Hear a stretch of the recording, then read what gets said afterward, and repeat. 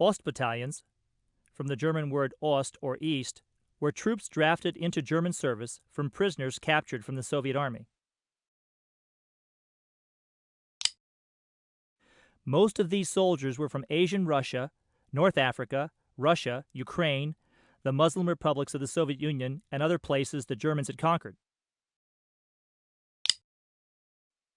The Ostbattalions in Normandy area on D-Day were from the 709th and 243rd Static Divisions. The quality of these troops was so low that the German army had no chance to implement a defense in depth and fixed these men to fight from prepared positions that guarded the beaches.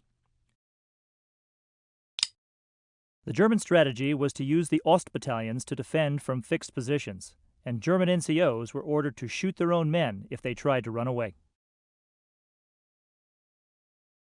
The German infantry was the mainstay of the German army. These soldiers were very dependable and much better trained, equipped, and disciplined than the Ostbattalion troops. The infantry was organized into 9-man rifle squads, comprised of a sergeant, a 5-man rifle element, and a 3-man light machine gun team. In 1944, the German squad and its tactics revolved around the MG-42 machine gun. In the 101st Airborne Invasion area, the regular infantry were predominantly from the German 91st Infantry Division.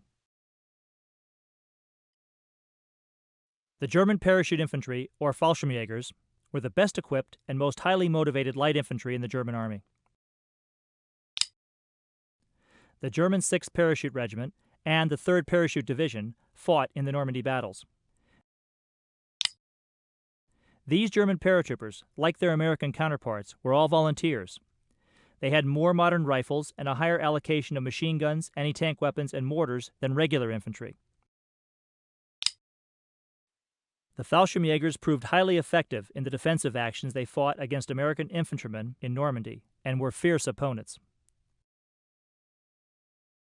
The Waffen-SS Panzergrenadiers were some of Germany's toughest soldiers and could be counted on to have more equipment, ammunition, anti-tank weapons, and overall firepower than any other infantry force in the German army.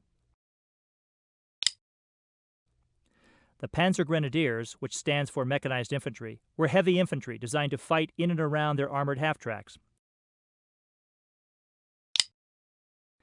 Their purpose was to support and enable the fast-moving tanks and to keep the tank attack rolling along. The Germans believed in the concept of combined arms, using infantry, tanks, artillery, and aircraft together to overmatch the enemy in mobility and firepower. This is the German Mauser K98 rifle.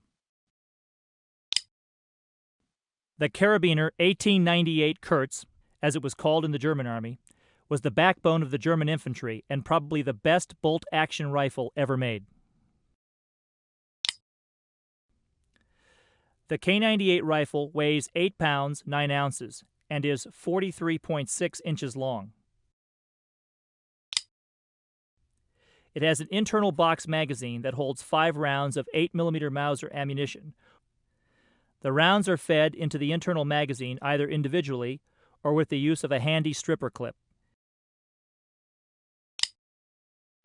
In the hands of a well-trained marksman, this rifle could hit targets beyond 400 yards. In Brothers in Arms, you will often fight several teams of enemy soldiers armed with K98s protecting an MG-42 machine gun, the center of a German infantry squad. This is the German MP-40 submachine gun. The MP-40 was the standard German submachine gun of World War II and was the preferred weapon for squad leaders in the German army. The MP-40 is 32.75 inches long with the folding metal stock extended, and it weighs 8.7 pounds. The MP-40 was a very lethal weapon at close range. Many Americans preferred the MP-40 over their own submachine guns and scavenged them whenever possible. In Brothers in Arms, you can feel free to take one for yourself. This is the German Sturmgeschütz 4, commonly called the Stug. Turretless assault guns like this were used to support German infantry units to knock out machine gun position and Allied tanks. The Stug was armed with a high-velocity 75mm cannon mounted in a cast mantlet. The 75mm cannon could easily penetrate Allied light tanks. The Stug's disadvantages are that it has no turret, and the vehicle must move to face the target for the main gun to fire. In Brothers in Arms, you can use this information to your advantage when you attack the Stug with an anti-tank weapon or an Allied tank. This is the German Panzer IV, or Panzerkampfwagen IV, as the Germans called them. The Panzer IV was the workhorse of the German Tank Corps. Tanks like this were used by the Germans in the counterattack on Carentan to destroy American tanks and to support the German infantry assault.